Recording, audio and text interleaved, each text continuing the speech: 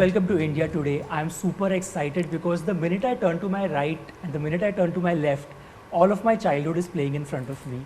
It gives me sheer goosebumps to just look at this poster, look at Senapati, see his gestures, the way his hair is flipping over his face, the dialogues, each and every moment in the trailer, and then to have Shankar sir, Kamal sir, and Siddharth here with me. It's an absolute honor. I want to time travel a bit and take us back to 95, 96 and ask you, do you remember your first shot for Indian and first day on set, and what was it like? Oh, it was very exciting and emotional for me. My father had died a few years back, and some of my village people, his old friends, had come to visit. It's a sheer coincidence. And I was dressed as Senapati, and we were testing it the first time. So I was late to the set by a couple of hours because we didn't have a time schedule as to how long it's going to take. They were all waiting. And so were the people who came down from my village. The moment they saw me, they got emotional. They started touching my feet because they remembered my father. I was emotional. So that's how day one started for me. The inauguration, the first he was doing a shot in a government office, a police station, where I come to. So I remember it so vividly. We had propellers to simulate wind. Right. And later it's going to rain. He's running around for his daughters admitted to the hospital.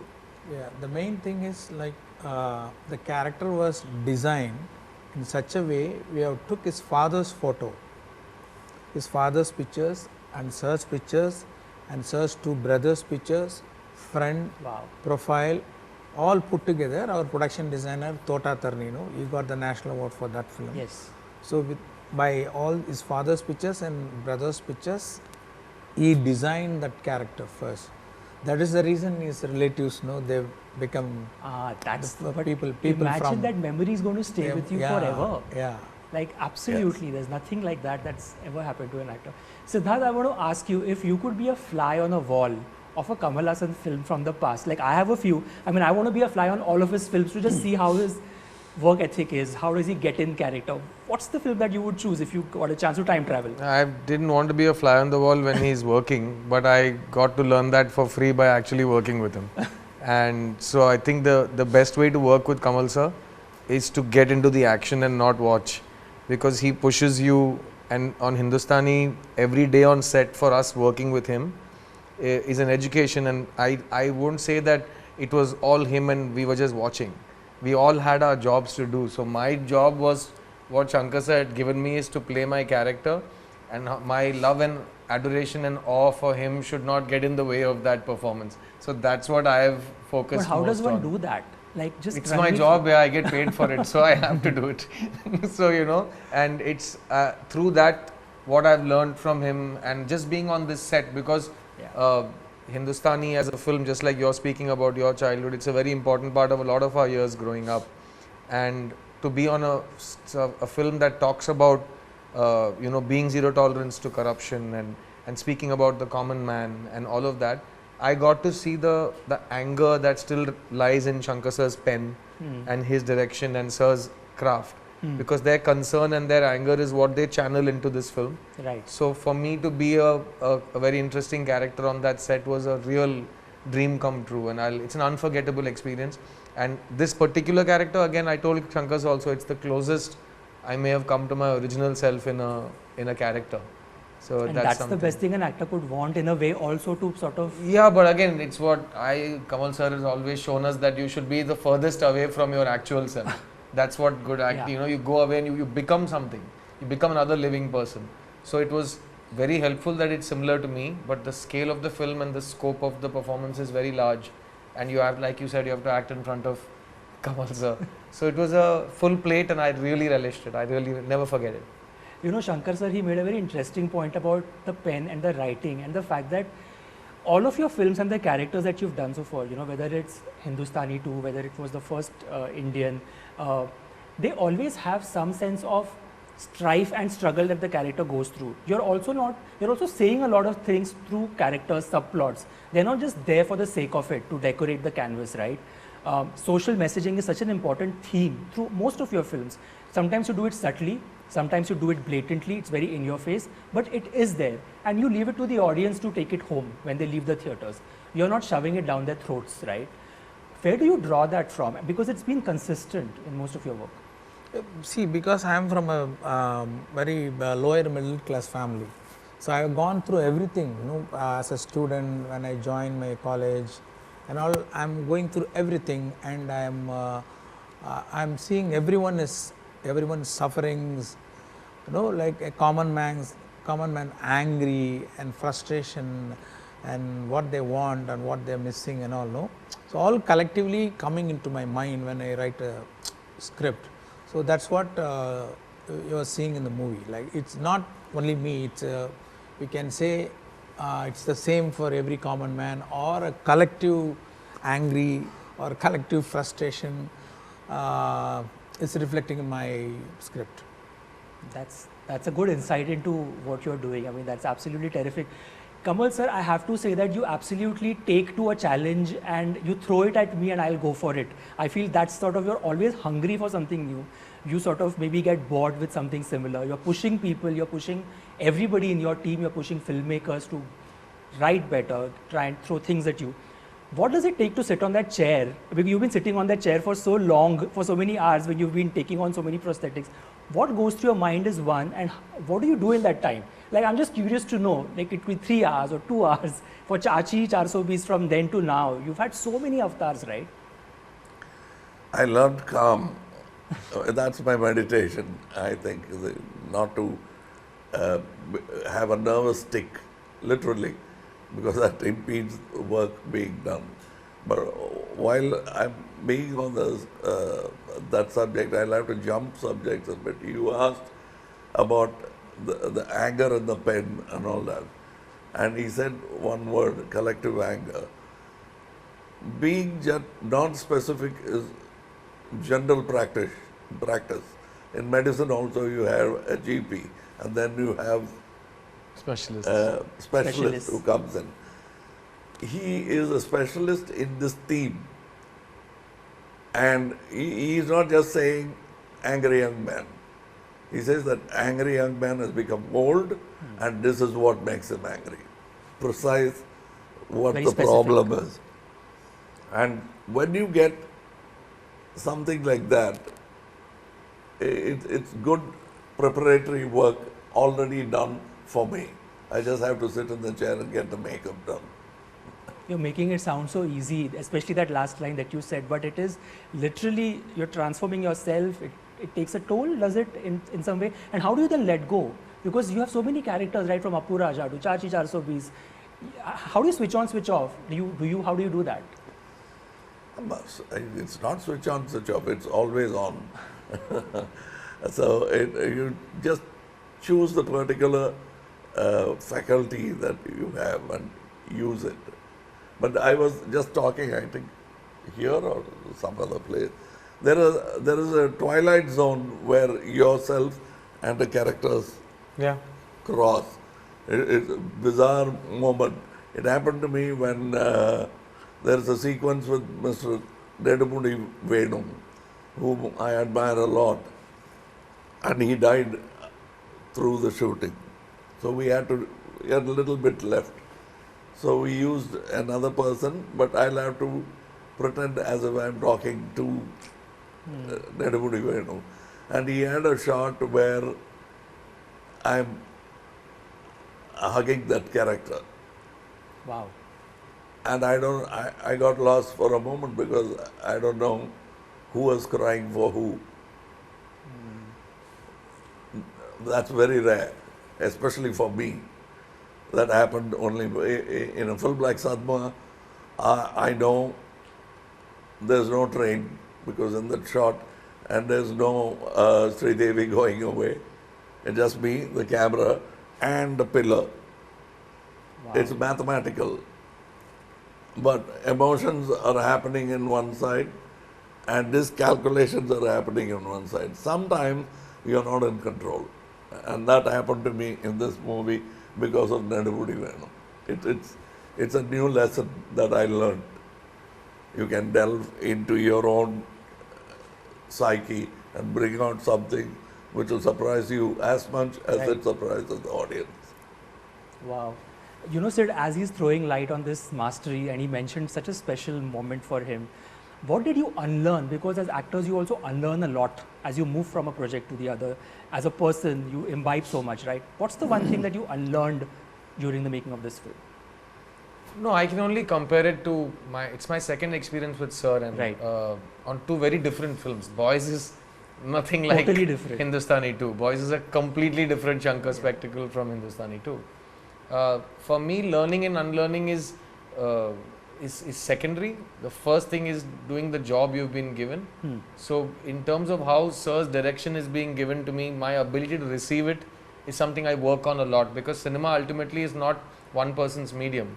I mean, the director is in control, but each individual person has to depend on other people to receive. So, whether it's Kamal sir who's playing a character opposite me, or it's my director who's given me something to do, I have to understand what he wants, and that something is a work in progress. You can never say you know all of it, because then one director will come and speak to you in a way you don't understand.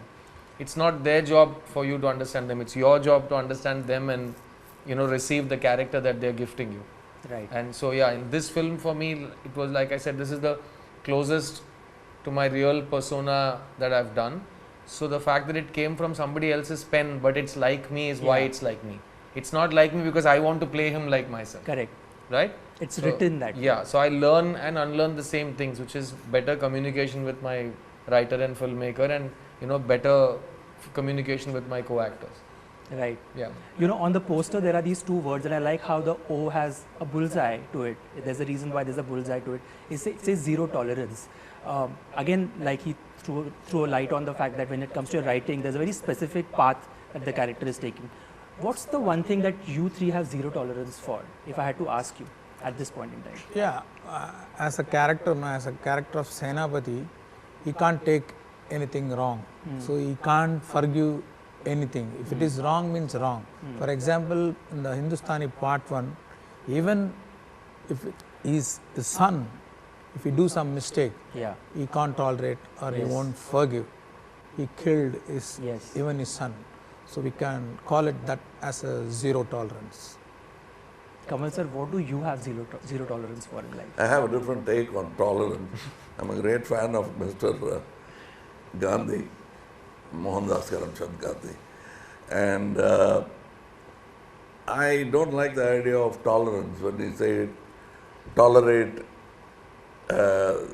especially maintain tolerance in Hindu-Muslim communication. What do you tolerate? You tolerate a headache, not a friend. So I think communities should accept each other as friends. And my zero tolerance is for tolerance itself. Don't tolerate. Just Don't accept tolerate it. tolerance. Accept it. Accept Accept it, or say I don't accept it. Don't tolerate, because that will fester the wound, which is still happening after 75 years in India. My zero tolerance is for this misnomer called tolerance, which has been misused every time. Interesting. Sid? I guess for me it's, I don't know, I have zero tolerance for saying that one human being is superior to another human being because of where they were born or what circumstances they were born or whatever. I have zero tolerance for that kind of stupidity. I think all human beings are created absolutely equal. Yeah. What a wonderful, we need this thought. That last line especially that you said is something we need. Shankar sir, your films also have become pop culture icons. I don't know if you keep track of social media or if you have people in your team who tell you that your films are timeless in a sense that from telephone dhun mein hasne wali, the kids today discussing those lyrics and dancing to it, to bringing Hindustani 2 in theaters now. Do you keep a tab on pop culture, what's hot, what's not? As a creative person, do people just tell you, give you feedback? You take it, maybe you imbibe it, you don't. How do you deal with this? Ki this is cool these days, this is not cool these days. Yeah, I was listening music, all the time, like, years and years, I'll be listening to the latest music, and I'll be listening Hindi music sometime. I'm listening Like, do you watch English. reels? Are you aware of this whole Sorry? reel fascination of making reels? Reels, that also I'm seeing, because it's also a part of our observation, for how this social media generation, like how they react, Yeah. and what they are seeing and what they want, and what they're doing. I have to constantly see what they're doing. So music wise, like even Did you know Telephone Dhun Mein is going to become viral and a song that's going to stay relevant for so many years, because it's just absolutely ear candy. Like, you play it and your legs start thumping. The choreography, the visuals are so set in our mind, and then these lyrics. We all sang it that time. We didn't really pay much attention, but there's such fun lyrics, right? I mean, that time there was not so much importance paid to what does this really mean, but it's catchy. Let's go with it. And you and Rahman create magic like nobody else does.